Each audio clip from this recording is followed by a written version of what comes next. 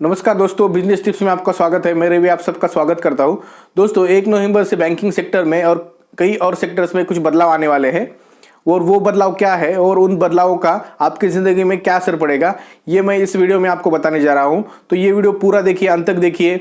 अगर आपको ये पसंद आता है तो लाइक कीजिए, शेयर कीजिए। अगर आपको कुछ सवाल हो तो कमेंट बॉक्स में ज़रूर लिखिए, हम उनके आंसर देने की ज़रूर कोशिश करेंगे। तो चलिए दोस्तों, शुरू करते हैं आज का ये वीडियो। तो सबसे पहले दोस्तों, एलपीजी मतलब आपका जो गैस है उसका डिलीवरी सिस्टम चेंज होने वाला है। मतलब डिलीवरी पहले जैसे ही मिलेगी, सिर्फ ऑथेंटिकेशन आपको करना पड़ेगा। मतलब क्या करना पड़ेगा, पहले जो डिलीवरी आपको मिलता था तो गोडाउन से आपको सिलेंडर इशू होता था और वो आपके घर पे डिलीवरी हो जाता था।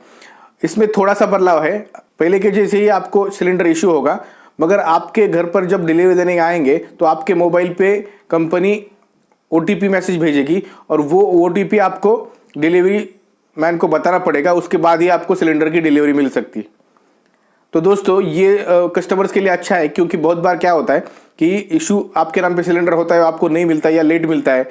तो इससे मतलब कंपनी ने ही अच्छा सोल्यूशन निकाला। ओटीपी देकर अगर ऑथेंटिकेशन कर दिया जाए तो सही ग्राहक तक, सही कस्टमर तक आपका सिलेंडर पहुंच जाएगा। और दोस्तों ये जो सर्विस है ऑथेंटिकेशन कोड की, ये पहले 100 स्मार्ट सिटीज़ में शुरू होगी और उसके बाद आपके शहर तक आ जाएगी। अगर आप स्मार्ट सिटी में रहते हैं तो आपके यहाँ 1 नंबर से एक सर्विस शुरू हो जाएगी, और अगर नहीं रहते तो आपके शहर में थोड़े दिनों में ये सर्विस शुरू हो जाएगी। और दूसरी बात गैस के रिलेटेड ही है, इंडियन गैस का। अगर आपका इंडियन ऑयल का, इंडियन गैस का अगर आपके पास कनेक्शन है तो आपका जो बुकिंग नंबर है ये 1 नवंबर से बदल चुका है। तो आप, ये स्क्रीन पे दिया हुआ नंबर है, इस नंबर पे कॉल करके आप आपका सिलेंडर बुक कर सकते हैं। तीसरा और इम्पोर्टेंट अपडेट ऐसा है कि अगर आपका बैंक ऑफ बड़ौदा में अकाउंट है तो आपको कैश डिपॉजिट करने के लिए और कैश विड्रॉ करने के लिए, दोनों के लिए भी चार्ज लग सकता है। अगर आपका नॉर्मल सेविंग अकाउंट है या करंट अकाउंट है या कैश क्रेडिट लिमिट है तो आपको अलग अलग टाइप के चार्जेस लगेंगे। सेविंग अकाउंट को कम है, और जो बेसिक सेविंग बैंक अकाउंट रहता है तो उसको चार्जेस नहीं लगेंगे। अगर आपका करंट है, सेविंग है, तो आपको चार्ज कर सकती है बैंक पैसे डिपॉजिट करने के लिए या विड्रॉल करने के लिए।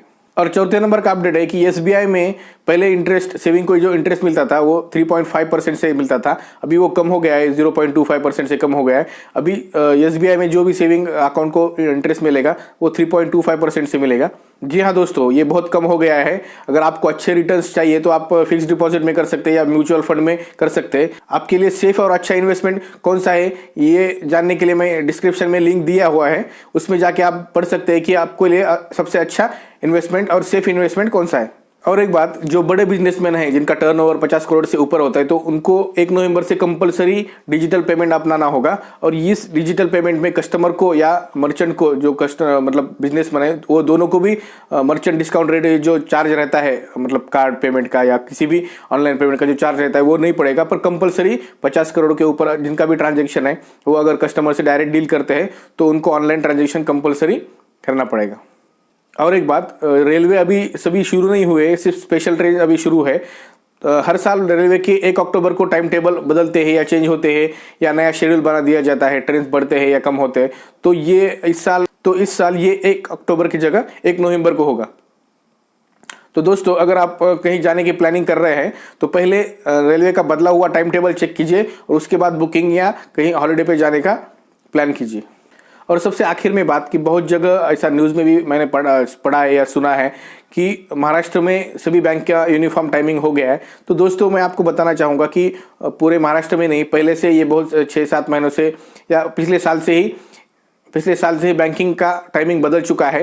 अगर आप रूरल एरिया में हैं या आप रेसिडेंशियल एरिया में हैं, बिजनेस एरिया में हैं, ऑफिस एरिया में हैं, मार्केट एरिया में, तो अलग अलग 3 प्रकार के टाइमिंग ये बदल चुके हैं, पहले से ही बदल चुके हैं। सिर्फ कोविड की वजह से इनका जो टाइम टेबल है थोड़ा डिस्टर्ब हुआ था।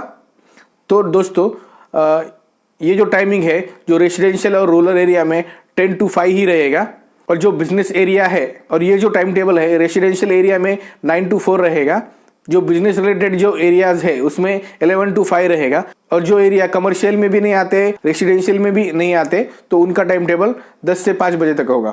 तो दोस्तों अगर आप किस एरिया में रहते हैं, आपका बैंक किस एरिया में है, इसके हिसाब से आप बैंक जाने का टाइम टेबल बना सकते हैं। तो चलिए दोस्तों, ये वीडियो मैं अभी यही खत्म करता हूं, क्योंकि जो आज का अपडेट देना था 1 नवंबर का तो मैंने आपको दे दिया है। अगर आपके ऐसे कुछ सवाल होंगे या बैंकिंग इंडस्ट्री के बारे में, फाइनेंस या लोन्स के बारे में अगर आपके कुछ सवाल हो तो आप कमेंट बॉक्स में लिख सकते हैं। धन्यवाद दोस्तों।